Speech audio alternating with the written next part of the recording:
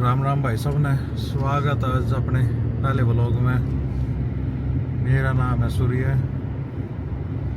मैं रहा करूँ भाई कनाडा में। तो यो आइडिया जो है वीडियो बनाने का यो आया है कि मैंने कहीं वीडियो देख ली कि भाई लोग रहे कनाडा की बड़ी बड़ी सिटी में, टोरंटो एरिया में, वैंकूवर में, लेकिन आज तक मैंने किसी की ऐसे की वीडियो नहीं देखी भाई जो कनाडा की रियल लाइफ भी दिखावा, जो कि है एक गांव की।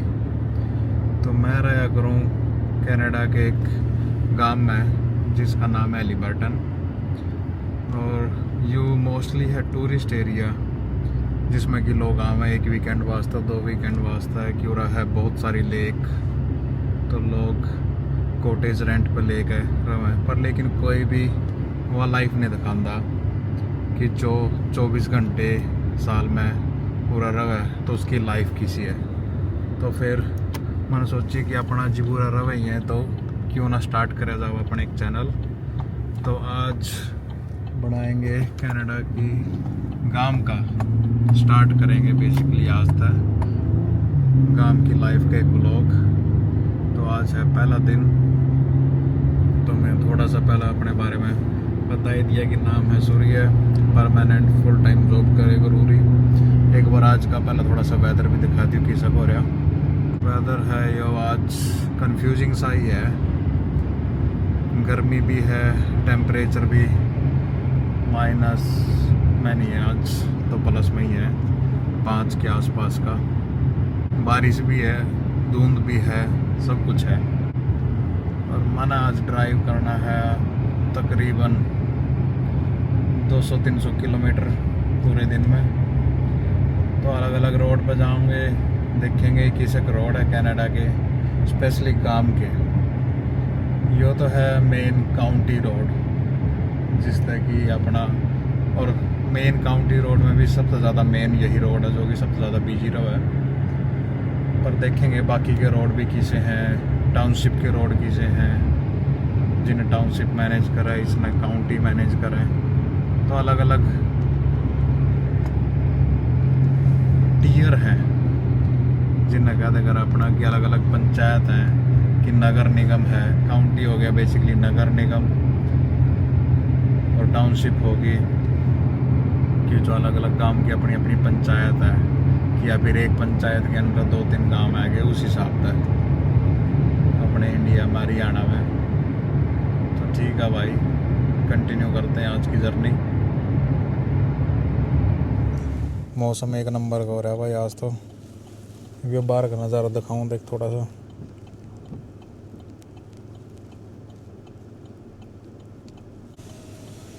तो ये भी हम हैं डाइनो रोड पे।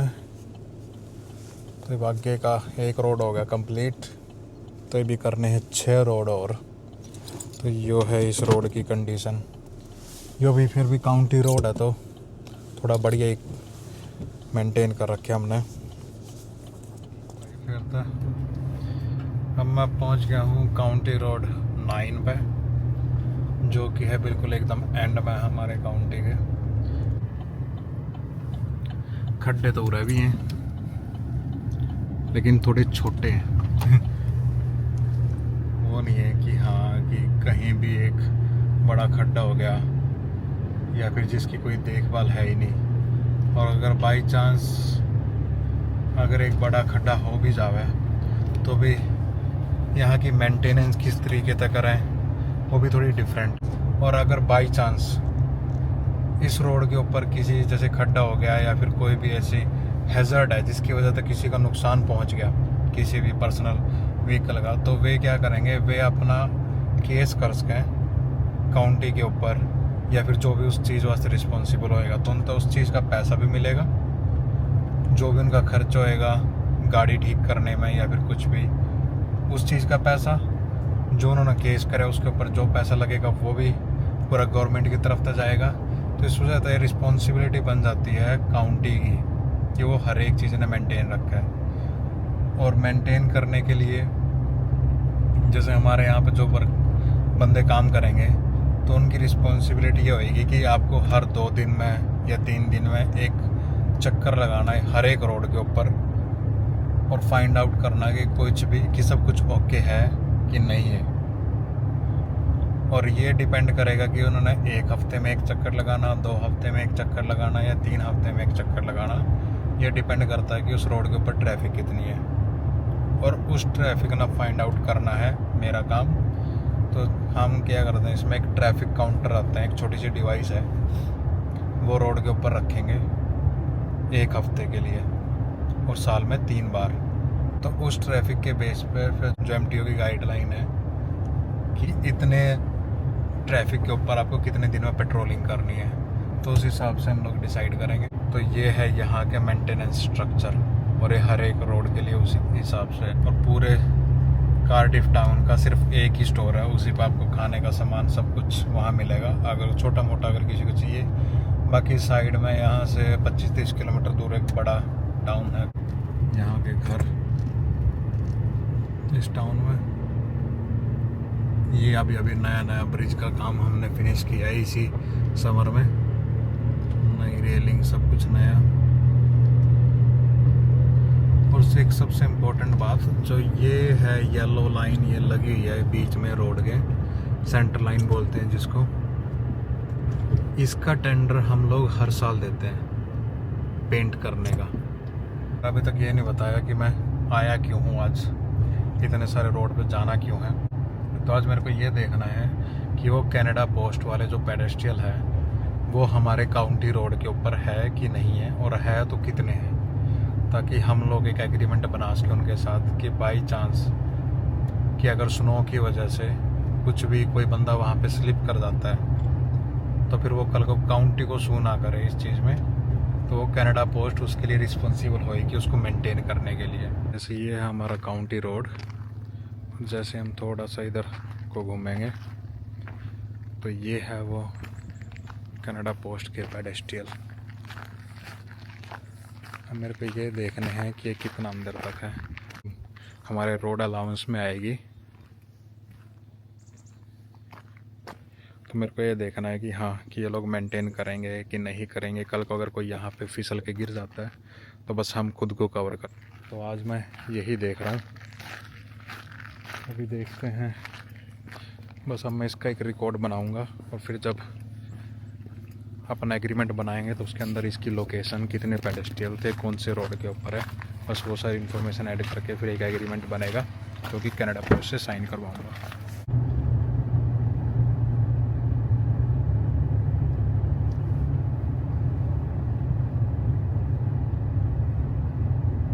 बाकी अकेले में तो हिंदी निकल रही है, मिक्स हरियाणवी भी आ रही है कि समझने में भी आसान रहे। बारिश भी थोड़ी तेज़ होगी, अब ऐसी कंडीशन हो रखी है फोगी। मैं पहले सोचता था कि कनाडा में तो फोग पड़ती नहीं है, कि यहाँ पे लेक बहुत ज़्यादा है तो ओवरऑल टूरिज़्म रहता ही है। समर में हो गया कि लेक पानी इतना साफ़ है कि लोग स्विमिंग के लिए आते हैं, कॉटेज में रहते हैं कि हाँ।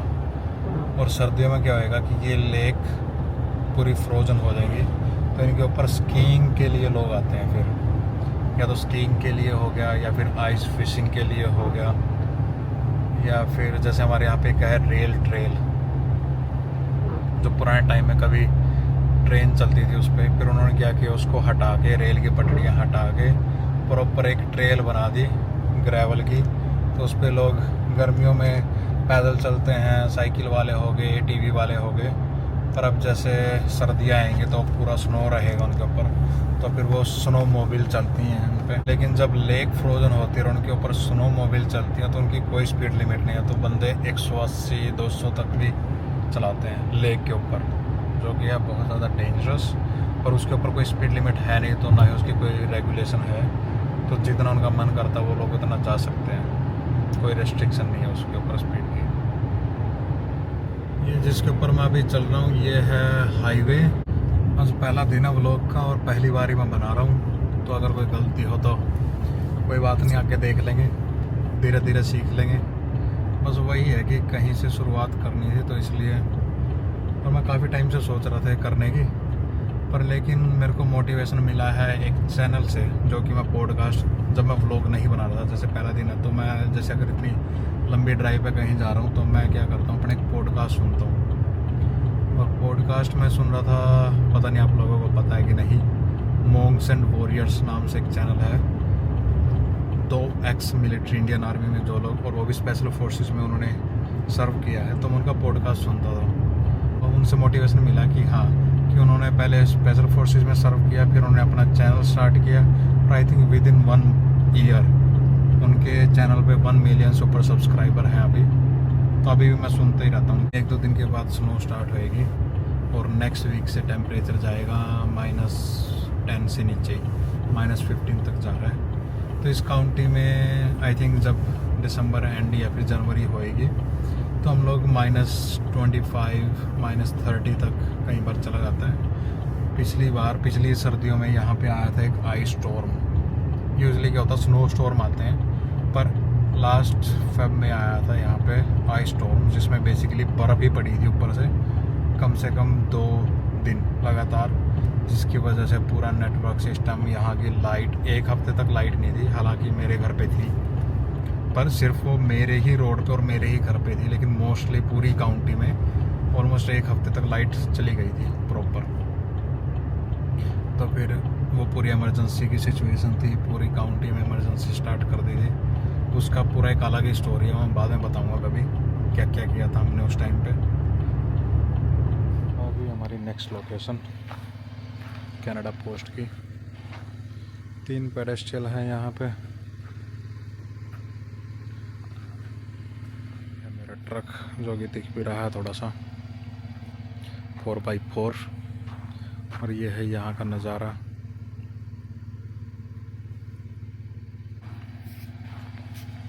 चलो चलते हैं जी नेक्स्ट लोकेशन पे। ये है मेरा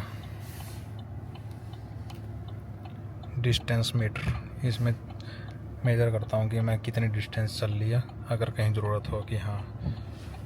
ये इसमें कार प्ले चल जाता, अभी मैंने हटाया हुआ है, हालांकि चल ही रहा होगा। हाँ, ये मेरी कॉफ़ी, ये है रेडियो, और इसमें मेरा एक्स्ट्रा लंच रखा है, बैग रखा है, मेरी हार्ड हैट रखी है, और पीछे है बॉक्स। 5 बंदों की सीट है इसमें बैठने की, पर बढ़िया है, चलाने में मज़ा आता है। जब से मैं इसमें बैठा हूँ मेरे को आदत पड़ गई है इसकी। थोड़ा ऊंचा भी है, वही जैसे टोयोटा का हाइलक्स है उसी टाइप से ये है शेवर्ले का। और आज है वेंसडे 26 नवंबर, तो हर वेंसडे को मैंने अभी स्टार्ट किया हुआ है एक कर्लिंग गेम, जो कि काइंड ऑफ स्केटिंग ही है, पर नॉर्मल शूज़ के साथ। बेसिकली अलग से कर्लिंग शूज़ आते हैं। तो मैं आज, हमारा 7 बजे मैच होता है स्टार्ट, 7 से लेकर ऑलमोस्ट 2 घंटे लगते हैं, 9 बजे तक। तो आज मैं घर जाने के बजाय पहले जाऊंगा गेम के लिए, अपने कर्लिंग गेम। वहाँ से भी देखते हैं अगर कुछ रिकॉर्ड कर पाया तो। और मैं सोच रहा हूँ कल तक एक व्लॉग डाल दूँ, बाकी देखते हैं क्या रिस्पॉन्स रहेगा। मैं आ गया हूँ अब, यह है काउंटी रोड 5।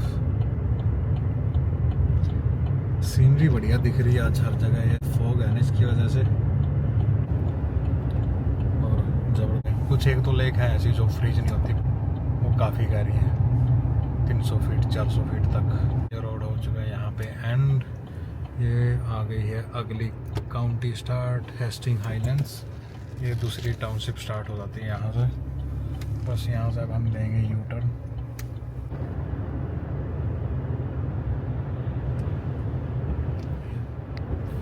ये जो राइट साइड में देख रहे हो, ये हमारी काउंटी का यार्ड है। तो यहाँ पे इस एरिया के लिए क्या करते हैं, सॉल्ट और सैंड स्टोर करके रखते हैं विंटर के लिए। और अगर किसी को गैस लेनी है, अपने 1-2 काउंटी के ट्रक होते हैं यहाँ पे,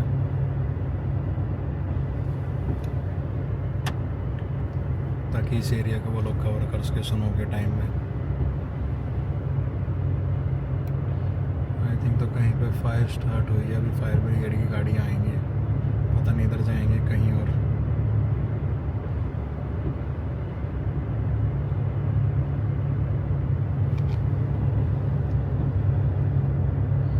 तो हमारे ऐसे 3 यार्ड हैं अलग अलग लोकेशन पे, ताकि ईज़िली वहाँ से पास वाली लोकेशन से अगर किसी को कुछ चाहिए, गैस चाहिए, गैस बेसिकली पेट्रोल, अगर गाड़ी में पेट्रोल चाहिए, या फिर किसी को सोल्ट चाहिए, तो जो भी नज़दीक हो अपना उसी साइड से ले लेते हैं। और इस रोड का दूसरा नाम है एलिफेंट लेक रोड। तो ये जो लेक दिख रही है यहाँ पे, बड़ा ही ज़बरदस्त व्यू है इस लेक का। तो अगर ऊपर एरियल व्यू से देखें तो इसकी जो शेप है वो एलिफेंट के टाइप की है, इसलिए ये है एलिफेंट लेक। काफ़ी लंबी ड्राइव करने के बाद अब पहुंच चुके हैं जी काउंटी रोड 19 पे। और ये है इस रोड की कंडीशन।